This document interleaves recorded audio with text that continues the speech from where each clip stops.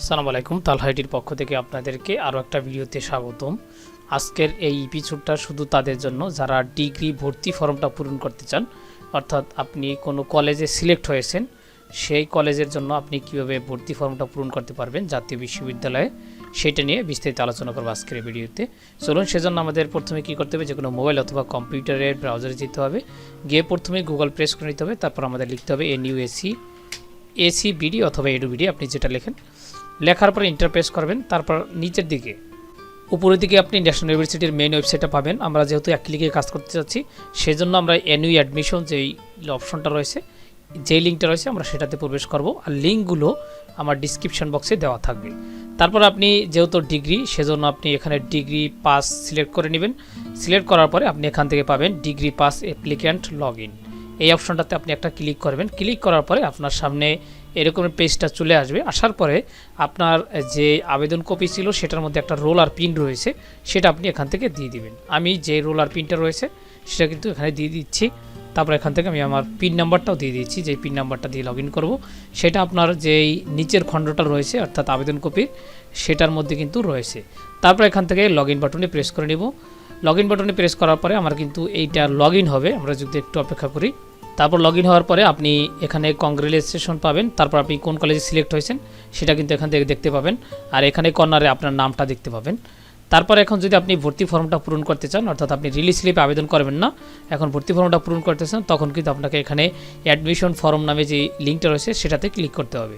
সেটাতে ক্লিক করার পরে তারপর আপনার সামনে এরকম একটা ফর্ম চলে আসবে, সেটাতে আপনার পূরণ করে নিতে হবে। এখানে ন্যাশনালিটি আপনি পূরণ করবেন, যেহেতু আমাদের সবসময় বাংলাদেশি, এখানে বাংলাদেশি দিয়ে দিবেন। তারপর এখান থেকে ধর্মটা দিবেন আপনার।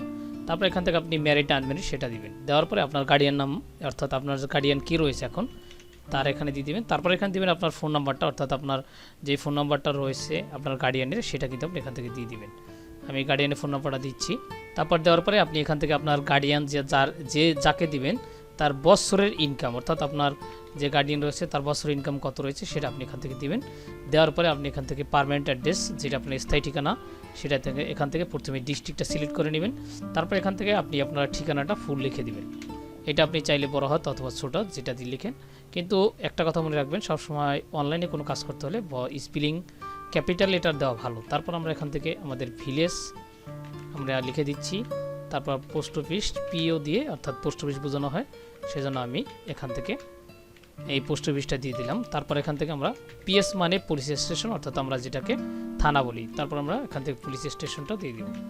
দেওয়ার পরে এখান থেকে প্রেজেন্ট অ্যাড্রেসের যে ডিস্ট্রিক্টটা রয়েছে সেটা আমরা দিব। তারপর এখান থেকে আমরা বর্তমান ঠিকানাটা দিয়ে দিব। এখান থেকে আপনি চাইলে থানা জেলায় আলাদাভাবে দিতে পারেন, না চাইলে কোনো দরকার নাই। তারপর এখানে এই সেভ ইনফরমেশনগুলো দেখে নেবেন যে আসলে সব ঠিক আছে কিনা চেক করে নেবেন, কেননা এটা আবার ক্যান্সেল করলে একটু সমস্যা। সেজন্য আপনি এখান থেকে সব চেক করার পরে এখান থেকে সেভ ইনফরমেশন যেই অপশনটা রয়েছে সেটাতে আপনি ক্লিক, তারপর ঠিক আপনার সামনে ডাউনলোড লিঙ্ক আসবে। সেভ ইনফরমেশনের পরে আপনি ডাউনলোড পিডিএফটাতে ক্লিক করবেন। ডাউনলোড পিডিএফটাতে ক্লিক করার সাথে সাথে আপনার একটা পিডিএফ ফাইল কর্নার দিকে অথবা আপনার ব্রাউজারের নিচের দিকে ডাউনলোড হবে। পিডিএফটা ডাউনলোড হলে আপনি যদি ওপেন করেন, এটার মধ্যে দুইটা অংশ থাকবে, একটা কলেজের অংশ, একটা স্টুডেন্ট অংশ।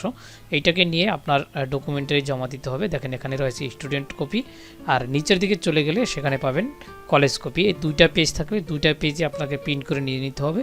আর সাথে এটার সাথে আপনার যে ডকুমেন্টগুলো রয়েছে কলেজের রিকোয়ারমেন্ট অনুযায়ী, সেই পেপারগুলো আপনাকে নিয়ে জমা দিতে হবে। আর অবশ্যই কিন্তু আপনাকে অরিজিনাল মার্কশিটগুলো ওখানে জমা দিতে হবে ভর্তির জন্য। আপনি সেটা ভেবে সব কিছু নিয়ে যাবেন। এই ছিল মোটামুটি ডিগ্রি ভর্তি ফর্মের বিস্তারিত। আরও যদি আপনাদের বুঝতে অসুবিধা হয় তাহলে অবশ্যই কমেন্ট বক্সে জানাতে পারেন, আমি উত্তর দেওয়ার চেষ্টা করব। ধন্যবাদ সবাইকে।